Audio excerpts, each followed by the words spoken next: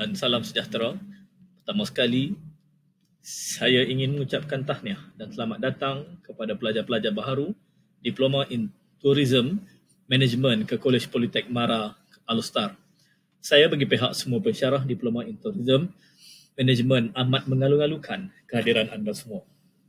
Izinkan saya memperkenalkan diri saya terlebih dahulu. Saya Muhammad Rushizat bin Rusli, merupakan koordinator bagi program Diploma in Tourism Management ataupun dikenali Diploma Pengurusan Pelancongan di Kolej Politek Mara Alustar. Saya bertanggungjawab untuk urusan berkaitan akademik pelajar di bawah Diploma in Tourism Management ataupun AT101. Saya akan memulakan taklimat akademik ini dengan memberi penerangan mengenai maklumat yang perlu anda tahu sebagai pelajar Diploma in Tourism Management. Pertama, saya akan menerangkan serba sedikit tentang program Diploma in Tourism Management. Kedua, mengenai kalender akademik. Dan yang terakhir sekali, lain-lain perkara berkaitan akademik.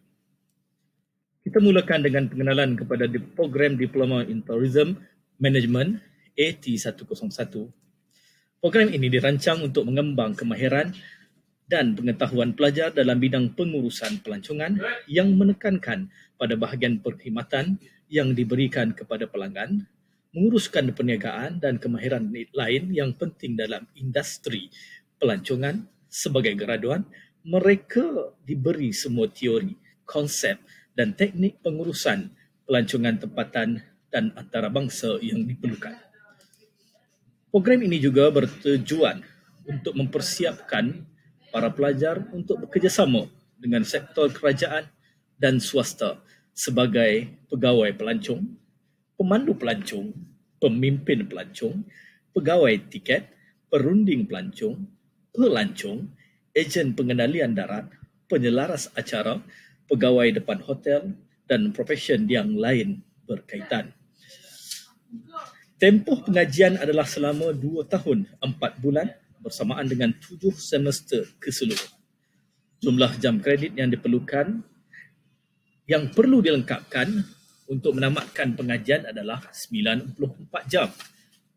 Program Diploma Tourism Management diletakkan di bawah Fakulti Sains Sosial dan Kemanusiaan. Ini adalah hasil pembelajaran bagi Diploma in Tourism. Apabila anda tamat pengajian nanti, anda seharusnya mampu untuk mengaplikasikan ke-88 kemahiran dan pengetahuan ini. Seterusnya, mengenai struktur program. Struktur program adalah susunan kursus yang perlu diambil oleh pelajar pada setiap semester. Sebagai contoh, pada semester 1, anda perlu mengambil 6 kursus, iaitu Introduction to Tourism and Hospitality Industry, Fundamentals of Tourism, Customer Service, Bahasa Arab Asas untuk Hospitality dan Pelancongan atau Introduction to Mandarin, Proficiency English 1 dan Pengajian Malaysia 2 atau Bahasa Melayu Komunikasi 1 dengan jumlah jam kredit keseluruhan 18 jam. Untuk kursus-kursus semester berikutnya, anda boleh merujuk kepada program handbook ataupun buku program yang dibekalkan kepada anda nanti. Seterusnya, berkaitan peluang untuk menyambung pengajian ke peringkat yang lebih tinggi selepas tamat pengajian di peringkat diploma. Selepas tamat pengajian di peringkat Diploma Tourism Management, pelajar berpeluang untuk menyambung pengajian ke peringkat ijazah sarjana muda, ijazah dan ijazah kedoktoran dalam mana-mana bidang berkaitan di IPT awam maupun swasta dalam negara dan juga luar negara. Slide ini pula menceritakan tentang peluang kerjaya yang boleh anda ceburi dalam bidang ini. Selepas pengajian diploma, pelajar berpeluang untuk graduan untuk bekerja ataupun anda berpeluang untuk bekerja dalam persekitaran yang pelbagai dalam pelbagai jawatan seperti hotel dan resort, agensi pelancongan, syarikat penerbangan dan pengangkutan, taman tema dan pusat rekreasi.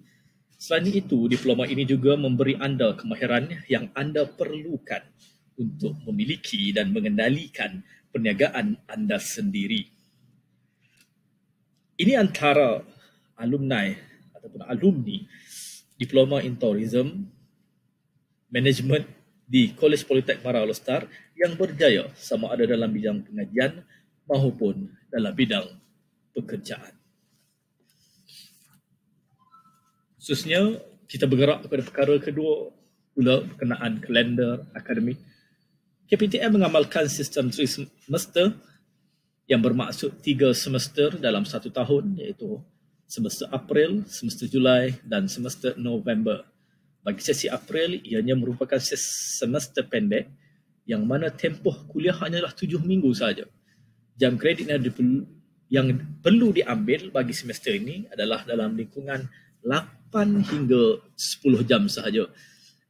Bagi sesi Julai dan November pula, ia merupakan semester panjang yang mana tempoh kuliah adalah selama 14 minggu dan jumlah jam kredit antara 15 hingga 20 jam.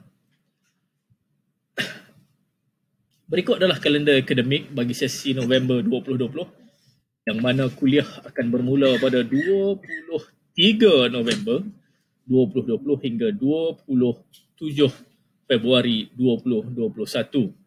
Peperiksaan akhir pula akan bermula pada 8 Mac 2021 hingga 21 Mac 2021.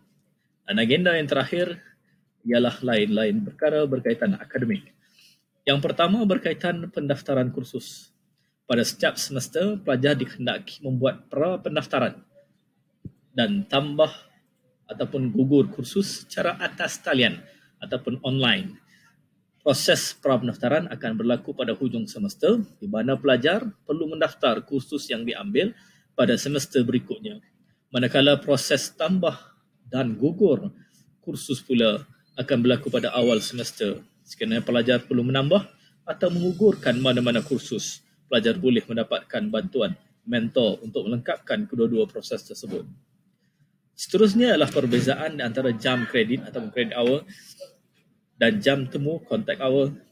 Jam kredit bermaksud tahap kesukaran bagi sesuatu kursus, manakala jam temu ialah jumlah jam perjumpaan pelajar dengan pensyarah dalam seminggu. Contohnya, kursus computer reservation system mempunyai 3 jam kredit dan 4 jam temu. Ini bermaksud bagi kursus itu tahap kesukaran dia sederhana, iaitu 3. Manakala pelajar yang akan berjumpa dengan pensyarah selama 4 jam dalam seminggu. Seterusnya adalah mengenai kursus prasyarat.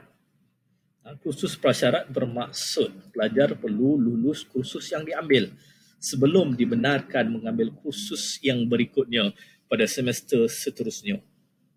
Sebagai contoh, pelajar perlu lulus kursus Proficiency English 1 ataupun HPE 1013 kod dia sebelum mengambil kursus Proficiency English 2 HPE 1023.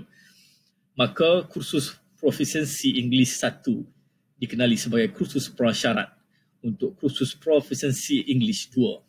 Senarai lengkap kursus prasyarat anda boleh lihat dalam buku program ataupun program handbook AT101. Kemudian mengenai sistem penilaian grade. Sebagai contoh, sekiranya pelajar mendapat grade 77 bagi sesuatu kursus, maka pelajar akan diberi grade A tolak dengan nilai grade 3.75 bagi kursus tersebut. Jumlah pecahan penuh anda boleh lihat dalam jadual. Dan yang terakhir berkaitan dengan polisi kehadiran pelajar. Kehadiran pelajar ke sesi kuliah adalah diwajibkan. Sekiranya pelajar tidak hadir sebanyak 7% kehadiran, maka surat amaran pertama akan dikeluarkan. Sekiranya pelajar tidak hadir sebanyak 14% dari jumlah kehadiran, maka surat amaran kedua akan dikeluarkan. Dan sekiranya jumlah ketidakhadiran mencecah 21% dari jumlah kehadiran penuh 14 minggu, maka notis halangan menduduki peperiksaan akan dikeluarkan. Iaitu peperiksaan akhir anda tidak boleh menduduki. Walau bagaimanapun, sekiranya pelajar mempunyai alasan-alasan yang munasabah yang boleh diterima, pelajar perlu maklumkan kepada pensyarah berkenaan berserta bukti bertulis atau bercetak.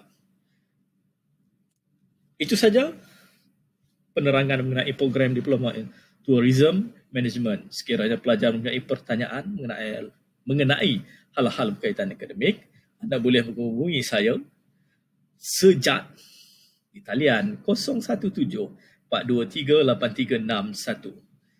Akhir sekali saya ucapkan selamat mengharungi sesi pengajian di Kolej Politeknik Mara Lostar. Selamat maju jaya kepada semua.